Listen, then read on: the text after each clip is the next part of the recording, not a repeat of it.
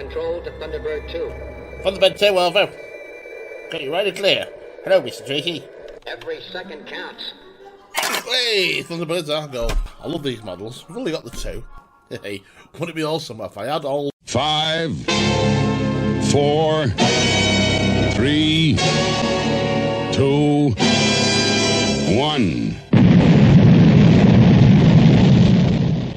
Yeah, I'm just saying it'd be cool. Thunderbirds are go.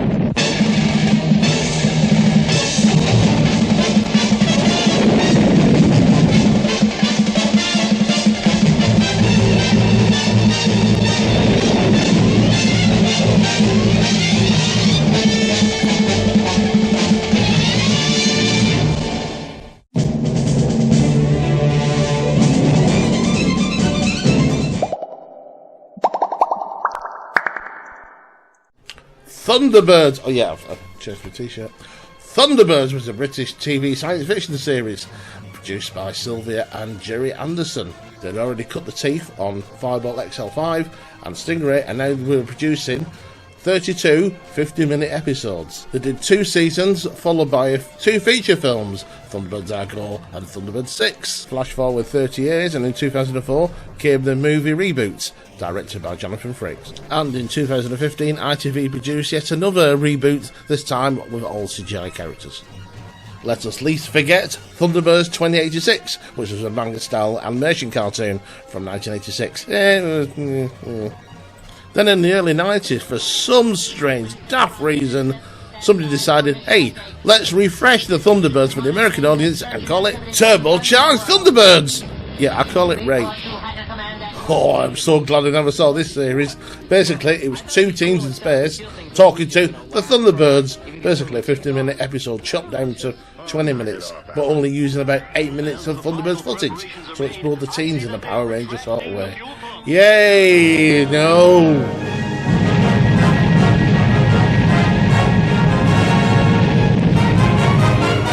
What's the show all about?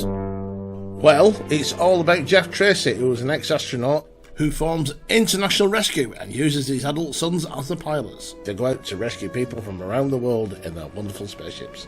But wait, who's who? Well, you've got head honcho Jeff Tracy. He's the one who coordinates the mission and mainly stays at the base, which is aptly named Tracy Island. John, the poor bugger, always seems to be stuck on Thunderbird 5, stuck in space monitoring the world. Occasionally he gets to fly Thunderbird 3. Poor Gordon gets shafted too. He only gets to do Thunderbird 4, and that's hardly used. Occasionally he might do some other machinery, but yeah. If John ever needs to go for a poo on the space station, they normally send up Alan in Thunderbird 3. Pretty boy Virgil gets to fly my favourite Thunderbird, Thunderbird 2. And finally, you've got Scott, who flies a hypersonic numero uno. So these fantastic ships can fly all around the world and into space, and they save people from exploding buildings and oil rigs and factories. Yes, them as well. A recurring villain was called the Hood. He was a bit like Lex Luthor, and all he wanted to do was bring down and destroy International Rescue.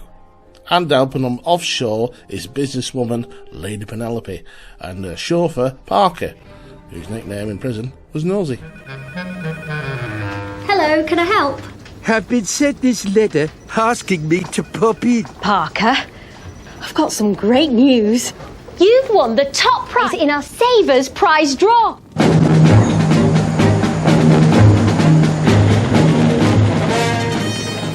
Now then, launch pad 3.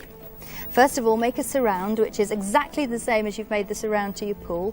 Pop it over your loo roll. By the way, when you're doing your papier-mâché, just make sure that you've got enough of this loo roll to stick out. I think there's about just over 2 centimetres there.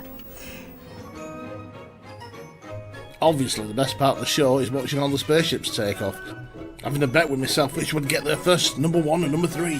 I always liked watching Thunderbird 2 take off, and I always want to know which vehicle's it taking. Please let me 4, please let me 4, please let... Oh, it's 3. Come on, there's still time before you take off. Reverse, go and get Thunderbird 4 for me. Come on, do it for me. For me, please. Yay! I only nitpick as a kid, it was a bit too long. Nearly an hour. You know, kids haven't got the attention span, and I was like, I'm getting bored now. Oh, the rockets are on! Yay! So yeah, I actually love the series, and the films were pretty good as well. They're worth a look. They're actually on DVD. ITC used to produce them. Now ITV, I've got the box set out. I think it's on Blu-ray. And even the film's worth checking out. I do like Jonathan Frakes as an actor, and he makes a good director as well. The only nitpick with that film is the story concentrated too much on the young kids and not the Tracy family that was stuck on the bloody spaceship. But Ben Kingsley was quite good as a HUD, so it's worth checking out, even for the Hans Zimmer score.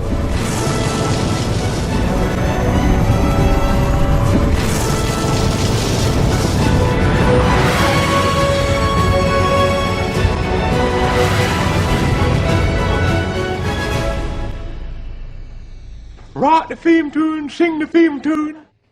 Thunderbirds! Ah! Go!